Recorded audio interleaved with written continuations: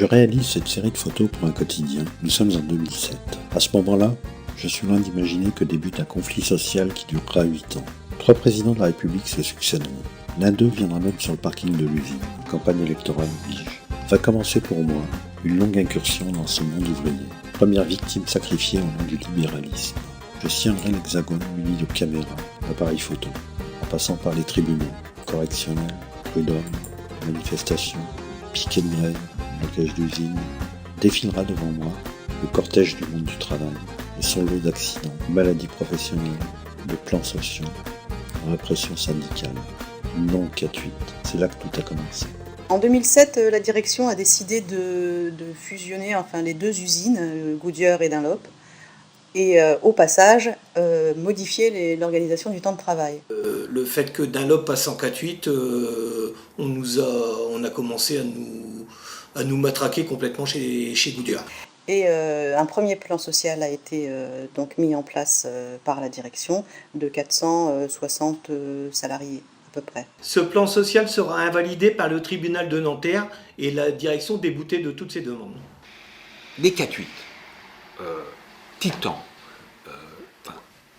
tous ces prétextes, en tout cas, c'est ma conviction, ne servaient qu'à dissimuler la réalité de la stratégie de Goodyear, qui est toute banale et toute simple.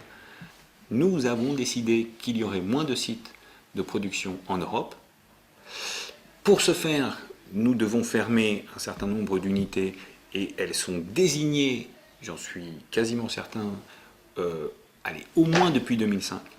Et parmi les unités sur lesquelles il y a une croix, figure l'usine d'Amiens Nord. Le dialogue social, en fait, il était inexistant, c'est-à-dire que la direction, elle convoquait les organisations syndicales, mais parce que c'était une obligation, les organisations syndicales n'étaient jamais entendues.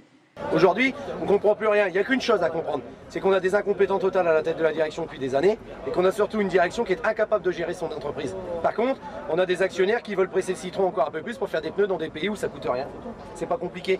Mais ce qu'on a dans le pneumatique, on l'a dans l'automobile, on l'a partout. C'est la délocalisation, la mondialisation. Voilà. Les réunions de CCE pour ce plan de sauvegarde de l'emploi, on a vu dès le départ que c'était des réunions qui étaient obligatoires, mais la décision était prise depuis longtemps. Ça va jusqu'à des intimidations de la part de la direction sur certains élus, jusqu'à des plaintes déposées par d'autres organisations syndicales, mais commanditées par la direction, où il y a eu des perquisitions à nos domiciles, des gardes à vue pour plusieurs d'entre nous. Il y a quelque chose de complètement inédit qui s'est produit il y a 4 semaines maintenant. 8 salariés des Goodyear, militants de la CGT, ont été condamnés à des peines de prison ferme. Et ça faisait un demi-siècle que la justice n'avait pas condamné des militants qui ont agi à l'intérieur de leur entreprise pour défendre les droits des salariés à des peines de prison. Et où vraiment on peut parler d'absence totale de dialogue social dans cette entreprise. Les gens qui étaient à ces réunions-là n'avaient aucun pouvoir, étaient obligés de poser des questions en haut lieu, mais on sentait bien que de toute manière on pouvait apporter tous les arguments qu'on voulait.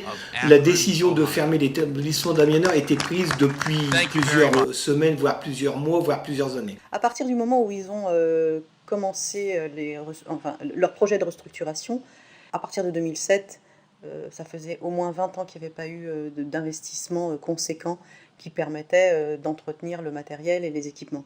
Pour maintenir l'activité à Amiens Nord, il fallait imposer au groupe des investissements que le groupe ne voulait pas faire. Imposer des investissements, c'est imposer une autre façon de répartir les profits. Mon sentiment après 9 ans de conflit, c'est un énorme gâchis, parce que c'était une entreprise qui tournait bien, c'est un groupe qui fait des milliards de bénéfices, mais qui n'en fait pas assez et qui veut délocaliser dans des pays à bas coût. On lâche rien, on lâche rien, on lâche rien, on lâche rien, on lâche rien, on lâche rien, on lâche rien, on lâche rien. Ils nous parlaient d'égalité, et comme des cons on les a crus.